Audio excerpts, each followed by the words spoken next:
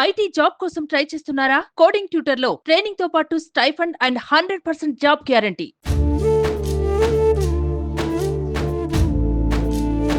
మా వాడికి ఫోన్ చేసేసి వాగు ఇక్కడ దాకా వచ్చిందిరా, ఎవరికైనా ఫోన్ చేసి చెప్పు కాపాడండి అని చెప్పిండు. అంతే, అదే వాయిస్ తోనే లోపల కొట్టుకుని వెళ్ళిపోయారు.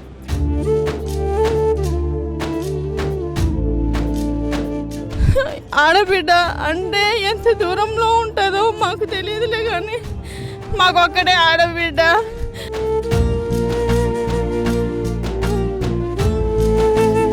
అసలు మా ఊరిలో పుట్టడం మా అదృష్టం. ఈ అమ్మాయి వల్ల మా ఊరికి చాలా పేరు వచ్చింది.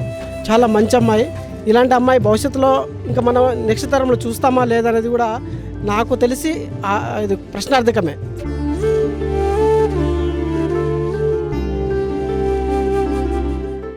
ఎవరి తలరాత ఎలా ఉంటుందో తెలియదు. ఎవరి జీవితం ఎప్పుడు ఎటువైపు తిరుగుతుందో తెలియదు. మరణం ఏ రూపంలో వస్తుందో, ఏ క్షణంలో వస్తుందో అంతు చిక్కదు. ఆకేరు వాగులో కొట్టుకుపోయిన అగ్రికల్చర్ సైంటిస్ట్ అశ్విని కథ వింటే కన్నీరు ఆగదు.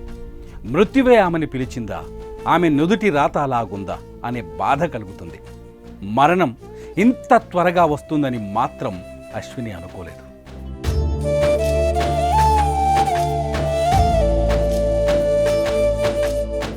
ఇంట్లో వాళ్ళు వద్దని చెప్పారు. తండ్రి కూడా వారించారు. సోదరుడు వద్దు చెల్లి అని బతిమాలాడు. అయినా అశ్విని వినలేదు. ఆఫీసులో ముఖ్యమైన పని ఉందని మొండిగా ఇంట్లోంచి బయలుదేరింది. అశ్విని కోసం ఆకేరు వాగు మృత్యువులా కాపు కాచింది. అశ్విని, ఆమె తండ్రి మోతీలాల్ ప్రయాణిస్తున్న కారు మహబూబాబాద్ జిల్లా మరిపెడ మండలం పురుషోత్తమాయగూడెం బ్రిడ్జిపైకి రాగానే వరద విరుచుకుపడింది.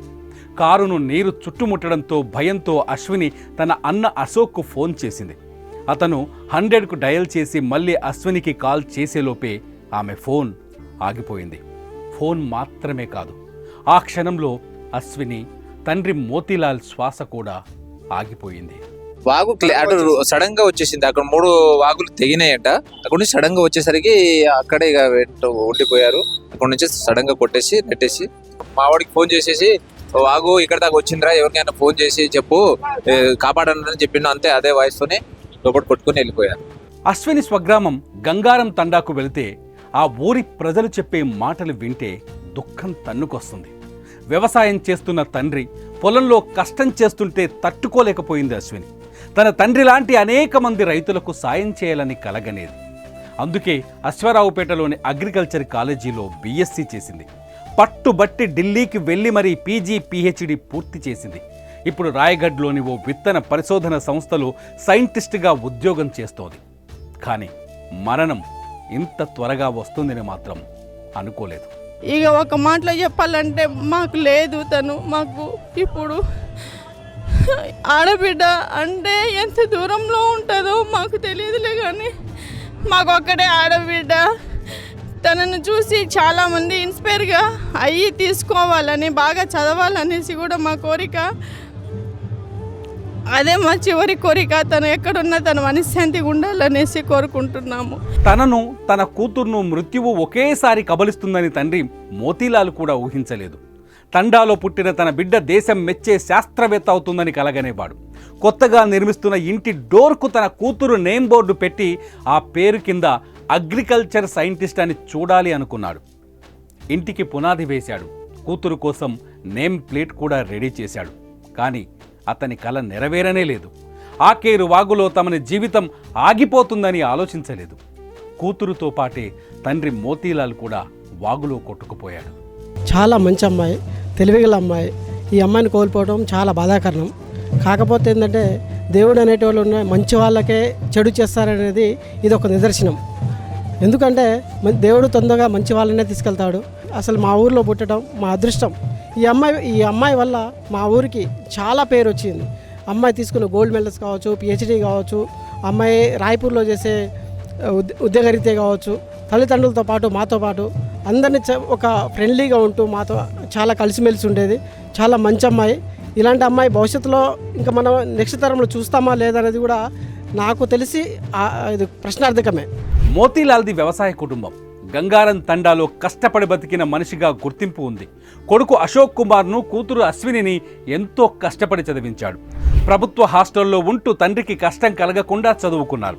పిల్లలిద్దరికీ ఉద్యోగాలు రావడంతో ఆ తండ్రి ఇప్పుడిప్పుడే సంతోషంగా ఉన్నాడు. కొడుక్కి పెళ్లి సంబంధం రావడంతో గత నెల 29న నిశ్చితార్థం జరిపించాడు. అశ్విని కూడా నిశ్చితార్థానికే వచ్చింది. అలా అనుకోని ముప్పుకు గురయ్యి ప్రాణాలు కోల్పోయింది. ఒక చోట అశ్విని మృతదేహం, మరో చోట తండ్రి మృతదేహం. ఆ రెండింటిని చూస్తే గుండె తరుక్కుపోతోంది. తండ్రి కూతుల డెడ్ బాడీలను రెండింటిని ఒకేసారి గ్రామానికి తీసుకురావడంతో గంగారం తండా గుండెలవిసేలా రోధిస్తోంది. అశ్విని సాధించిన విజయాలను గుర్తు చేసుకుని బోరున విలపిస్తోంది. చిన్నప్పటి నుంచే అశ్విని అన్నింటిలో చురుకుగా ఉండేదని చెబుతున్నారు. చదువుతున్న సమయంలోనే యూనివర్సిటీలో గోల్డ్ మెడల్ సాధించిందని గుర్తు చేసుకుంటున్నారు. అశ్విని బతికుంటే తమ ఊరికి మంచి జరిగేదని చెబుతున్నారు. వ్యవసాయ శాస్త్రవేత్తగా ఎంతో ఎత్తుకు ఎదుగుతుందని కలగన్నామని, మరణం ఇంత త్వరగా వస్తుందని ఊహించలేదని చెబుతున్నారు. Personally, like we are seeing her as a very good girl. Like she's kind of ideal for everyone. Like people are thinking like if girl is there, like she should be like this. I mean, she is very motivated to others. Yeah, so she was very motivating, and she was having very positive aura. So people were liking that, and people were like to be around her. So she was motivating the people, and she was totally positive most of the time. So that's what we always remember about her. So this is very unfortunate event, and we lost one of the maybe one of the greatest scientist, future agriculture scientist we lost. So it's very unfortunate. And coming from this very humble background, from here to reaching there, it's not very easy task. Yes. So it's really disheartening to see this unfortunate event. We cannot, no one imagined this. Ashwini మరణ వార్తను తట్టుకోలేకపోయారు ఆమె స్నేహితులు. ఆమె చనిపోయిందని తెలియటంతోనే ఢిల్లీ నుంచి హుటాహుటిన గంగారం తండాకు చేరుకున్నారు. కడసారి తమ స్నేహితురాల్ని చూసి కన్నీరు మున్నీరయ్యారు. మిత్రమా, మమ్మల్ని విడిచి వెళ్ళిపోతున్నావా అంటూ బోరున విలపించారు. కానీ అశ్విన్ నాకు ఎంఎస్సి జాయిన్ అయినప్పుడు ఐఆర్ఐ న్యూఢిల్లీలో క్లాస్మేట్గా జాయిన్ అయినప్పటి నుంచి పరిచయం. తను అప్పటి నుంచే మాకు అందరికీ ఇన్స్పిరేషన్. ఎట్లా అంటే యూజీలోనే 10 గోల్డ్ మెడల్స్ తీసుకొని వచ్చింది. సో దాని నుంచే మేము అప్పుడు నుంచి చాలా ఇన్స్పైర్ అవుతుండే ఎంటైర్ క్లాసు. అంతే మనిషి జీవితం. 24 ఏళ్ల వయసులోనే ఎన్నో విజయాలు సాధించింది అశ్విని. యువ శాస్త్రవేత్తగా మంచి గుర్తింపు తెచ్చుకుంది. చదువులో నెంబర్ 1గా నిలిచింది. ఊళ్ళో నెంబర్ 1గా మారింది. ఆమె విజయాలను చూసి విధి ఓర్వలేకపోయింది. మృత్యువై కాటేసింది. అశ్విని కథను తలుచుకుంటే ఎవరికైనా కన్నీరు వస్తుంది.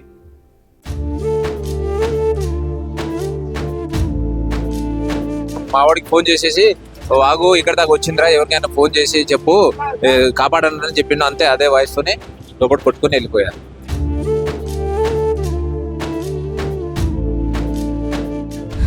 ఆడబిడ్డ అంటే ఎంత దూరంలో ఉంటుందో మాకు తెలియదులే, కానీ మాకు ఒక్కడే ఆడబిడ్డ.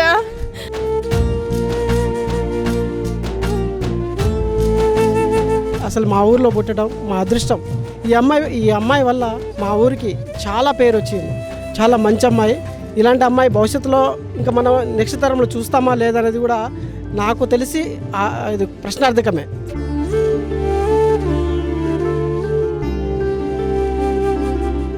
మీ బిజినెస్ ఏదైనా మీ ఊర్లో ప్రమోషన్ చేయాలంటే అది సుమన్ టీవీతోనే సాధ్యం. ఇప్పుడే సంప్రదించండి.